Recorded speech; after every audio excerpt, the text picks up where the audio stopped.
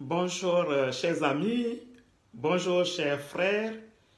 Nous sommes à notre 7e rendez-vous du changement de mentalité. Mais avant de commencer, je vais faire comme d'habitude, vous saluer au nom du mouvement citoyen pour une nouvelle Côte d'Ivoire, MCNCI, et vous rappeler les 6 premières étapes que nous avons visitées. 1. Le citoyen nouveau est patriote. 2. Le citoyen nouveau possède un sens élevé de l'État. 3. Le citoyen nouveau adhère aux principes démocratiques universels. 4. Le citoyen nouveau recherche l'excellence en tout et à tous les niveaux. 5. Le citoyen nouveau cultive les valeurs éthiques, morales et spirituelles. Et la 6e caractéristique que nous avons vue la semaine dernière, le citoyen nouveau est un homme de culture.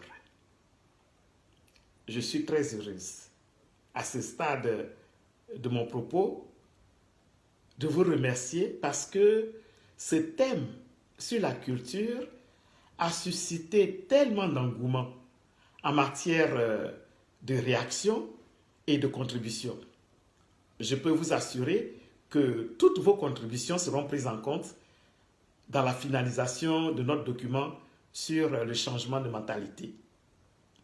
Le thème du jour, le citoyen nouveau est soucieux de la protection de l'environnement et de son cadre de vie, que je vais vous livrer en 9 points. Mais avant, il est bon de préciser qu'il y a une relation étroite entre la dégradation de l'environnement et la dégradation de notre santé. Prenons l'exemple du Japon.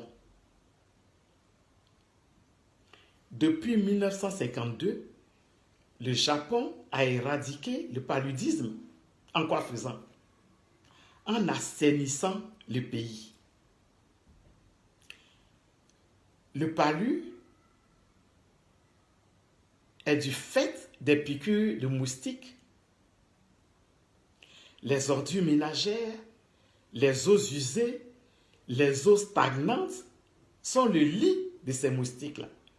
Donc, tant que notre cadre de vie n'est pas assaini, n'est pas propre, nous aurons des moustiques et nous aurons toujours le palu qui tue des millions de personnes par an dans le monde entier. Donc, c'est important de faire cette relation-là entre l'environnement et notre santé. Ceci étant, le premier point, le citoyen nouveau respecte les lois et les règlements en vigueur par rapport à la protection de l'environnement. Non seulement il les respecte, mais il les fait respecter par les autres. Il s'assure que les autres observent ces lois et règlements. En deuxième point, le citoyen nouveau ne gêne pas les autres. Il ne perturbe pas le fonctionnement extérieur de la société. Qu'est-ce à dire? Prenons le cas des bruits de tout genre, mais surtout de la musique.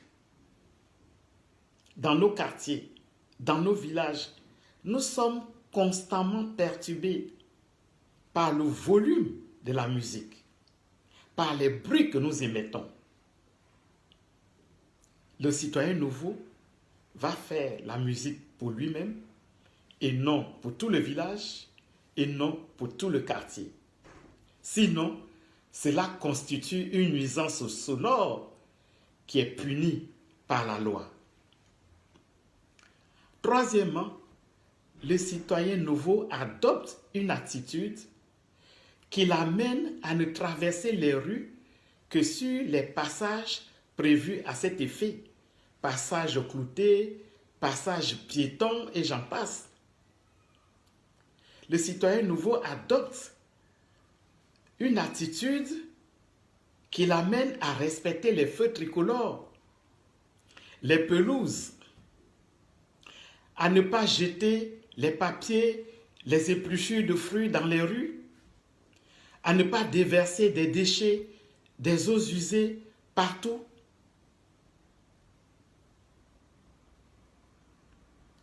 Quatrièmement, le citoyen nouveau participe à la protection des forêts classées, des parcs nationaux, des espaces verts. Si la forêt est classée, c'est parce qu'il y a un besoin. Ce n'est pas dans la forêt classée qu'il faut aller implanter ces cultures. Cultures pérennes, cultures vivrières, ce n'est pas leur lieu. Les parcs nationaux sont protégés, les animaux qui y sont protégés. Ce n'est pas le lieu de braconnage. Les espaces verts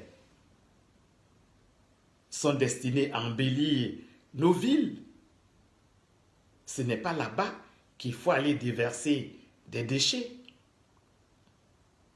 Cinquièmement, le citoyen nouveau pratique la culture intensive pour préserver la forêt. Ce que nous faisons actuellement, c'est la culture extensive sur brûlis en général, ce qui détruit énormément la forêt.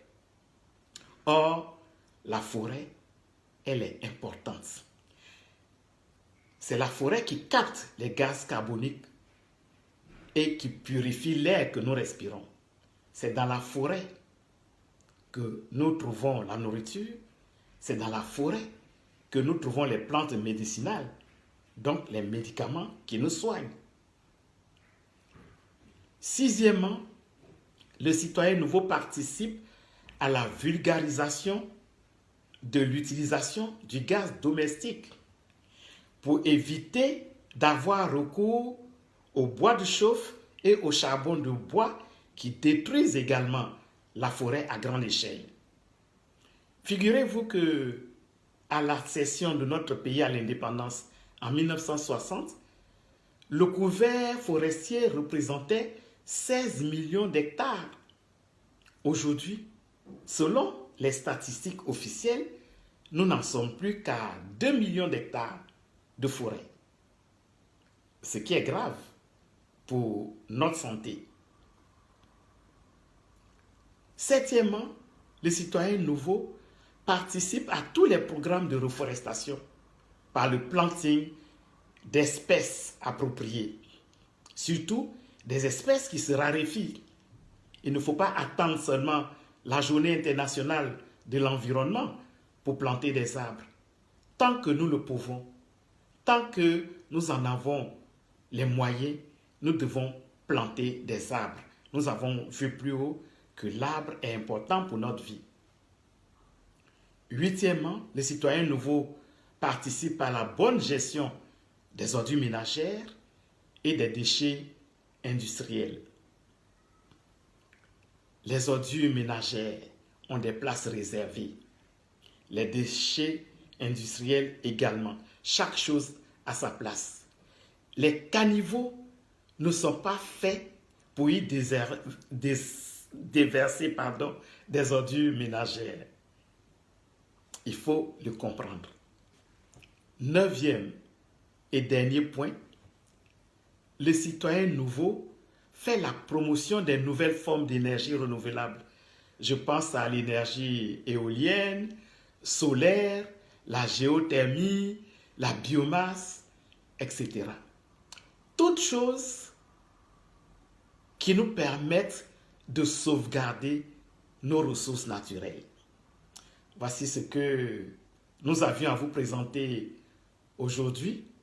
Le citoyen nouveau est soucieux de la protection de l'environnement et de son cadre de vie. Si vous avez aimé, likez et partagez.